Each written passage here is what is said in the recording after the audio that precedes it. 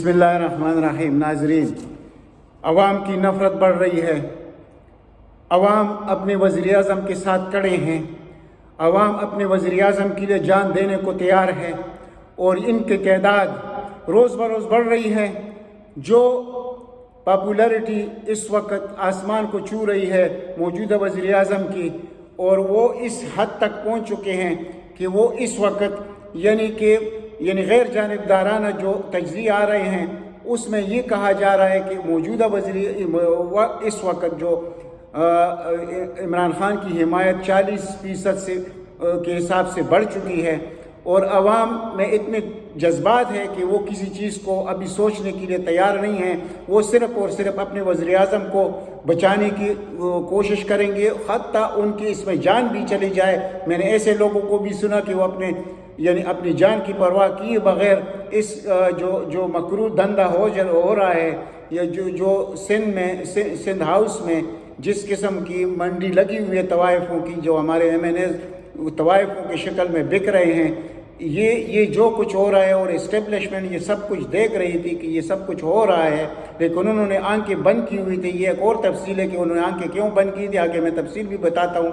तो ये बहुत बड़ा जुल्म है पाकिस्तान के साथ, क्योंकि अफवाज पाकिस्तान से अवाम पाकिस्तान जितना प्यार करते हैं और वो इस काबिल भी हैं कि उनसे अपनी जान से ज़्यादा प्यार किया जाए, लेकिन उस प्यार को अभी नफ़रत में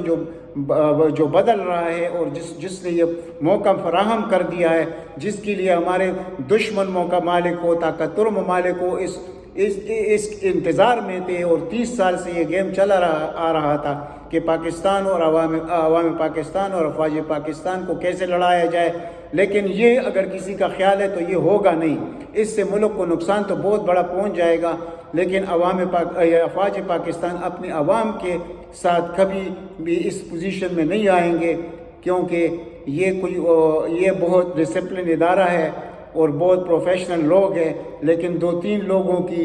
गलती उसको कहें या साजिश कहें, मैं क्या लफ्ज़ उसके लिए इस्तेमाल करूं, आप ख़ुद सोचिए कि आप कौन सा लफ्ज़ इस्तेमाल करना चाहते हैं। यकायक हुआ क्या कि एक दम एतमाद, और फिर ये सब कुछ होता रहा, लोगों को ख़रीदा जा रहा था,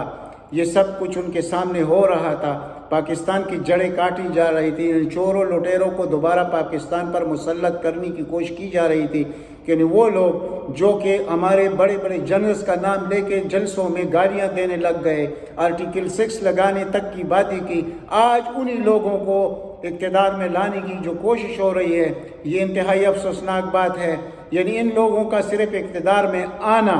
ये भी पाकिस्तान के साथ बहुत बड़ी दुश्मनी है। यानी आप ज़रा देख लीजिए उन चेहरों को, उनके किरदार को, माजी को उनको देख लीजिए। पाकिस्तान की दुश्मनी में जो उनका किरदार है उसको देख लीजिए। जो हमारे मुल्क के ख़िलाफ़ उनके अज़ाइम हैं उनको देख लीजिए। वो तो बलूचिस्तान और सिंध को पाकिस्तान से जुदा करके सिर्फ KPK और पंजाब को पाकिस्तान बनाने पर तुले हुए हैं। और क्या आप लोग भी यानी इतना बड़ा इदारा जो पाकिस्तान का यानी माए बाप का किरदार अदा कर रहा था, क्या वो इदारा इस अज़ाइम को पूरा होने में इनका मददगार होगा? ये तो मैं नहीं मानने को तैयार, न आवाम तैयार है। लेकिन अगर इनके महबूब वज़ीर आज़म के साथ ये सब कुछ जो हो रहा है, अगर ये तरीका कायम रहा, तो ये जो अगली 24 घंटे है पाकिस्तान में कुछ भी हो सकता है, और पाकिस्तान में बहुत बड़ी तबाही आ सकती है, जिसका इंतज़ार हमारे दुश्मन कर रहे थे। तो मैं सिर्फ ये पूछना चाहता हूँ कि ये सब कुछ अचानक कैसे हो गया? और हमें मालूम है कि सिर्फ एक तैनाती की वजह से, एक इंटेलिजेंस इदारे के सरबराह के तैनाती की वजह से ये मसला शुरू हुआ। एक पेज भी पट गया तो ये इतना मजाक है, यानी पाकिस्तान मजाक है। पाकिस्तान तो उम्मा का बहुत मजबूत मुल्क है। पाकिस्तान को अल्लाह ताला के नेमतों में से एक बहुत बड़ा नेमत शुमार किया जाता है दुनिया में, और इसका एक बहुत बड़ा किरदार है। और आने वाले वक्त में हमारा तो ये ख्याल था कि पाकिस्तान के फैसलों में दुनिया के फैसले होंगे, लेकिन चंद 2-3 अशख़ास की वजह से अगर ये सब कुछ हो रहा है, तो इससे बढ़कर अफसोस की बात और क्या हो सकती है कि पाकिस्तानी अवाम को तबाह करने में, इस मुल्क को तबाह करने में 2-3 अशख़ास ने जो किरदार अदा किया, इंतहाई अफसोसनाक है। और वो भी उन लोगों से मिलकर जिन्होंने पाकिस्तान की 35 سال جڑیں کاٹی ہوئی ہیں، ان لوگوں کو دوبارہ مسلط کرنے کی جو کوشش ہوئی ہے، اور ایک ایسی وزیر اعظم کے مقابلے میں جس پر لوگ جان دینے سے دریغ نہیں کرتے، یعنی اگر وہ آج بھی اپیل کرے گا تو وہ 20 کو چھوڑ کے 30-40 لاکھ لوگوں کو وہ جمع کر سکتا ہے۔ یہ وہ تو نہیں ہے کہ رینٹ کراؤڈ والا، یعنی مدرسوں کے بچوں کو اٹھا کر 8-10 ہزار بچوں کو لا کر آپ سڑکوں پر، تو اس کا تو جواب نہیں کر سکتے، تو پھر اس کا جواب کون دے گا؟ اور یہ ہونے والا ہے، اور اسی ڈر کی وجہ سے میں ایسی باتیں کر رہا ہوں۔ خدا کی قسم میں افواج پاکستان سے بھی پیار کرتا ہوں، پاکستان سے پیار کرتا ہوں، اس لیے یہ باتیں کر رہا ہوں۔ لیکن ایسا نعمت جو اللہ نے ہمیں عطا کیا تھا عمران خان کی شکل میں، اگر اس کو اکاڑا جا رہا ہے، اس کے ساتھ یہ ظلم ہو رہا ہے، یعنی جس آدمی کا صرف مشن یہ ہے کہ میں پاکستان کو آگے کیسے لے جاؤں، پاکستانی معاشرے کو میں ایک مثالی معاشرہ کیسے بناؤں، اس ریاست کو میں مثالی ریاست کیسے بناؤں، اگر اس کی دشمنی ہو رہی ہے تو پھر وہ جو ڈسپلن ہے، وہ جو پروفیشنلزم ہے، وہ کہاں چلا گیا اس ادارے کا؟ یہ بہت بڑی سوالیہ نشان ہے، اور یہ اگر کسی کی سمجھ میں نہیں آ رہا تو یہ اتنی افسوس کی بات ہے کہ اس سے بڑھ کر افسوس کی بات ہو نہیں سکتی کہ پاکستان روز بروز ایک مضبوط ملک بنتا جا رہا تھا، اس مضبوط ملک کو اب اس طرح ڈیریل کرنے کی کوشش، شاید انجانے میں یہ سب کچھ ہو رہا ہے۔ ان لوگوں کو یہ احساس نہیں ہے کہ اس آدمی کے ساتھ اگر ہم یہ کریں گے تو اس کے نتائج کیا نکلیں گے، شاید اس نتائج پر انہوں نے غور نہیں کیا۔ اور یقین کیجئے اگر اس شخص کو ضائع کیا گیا، یہ تو ہو نہیں سکتا، میں یقین سے کہتا ہوں، صرف اس کی زندگی کا سوال ہے، اور وہ اللہ کے ہاتھ میں ہے، اور اللہ سے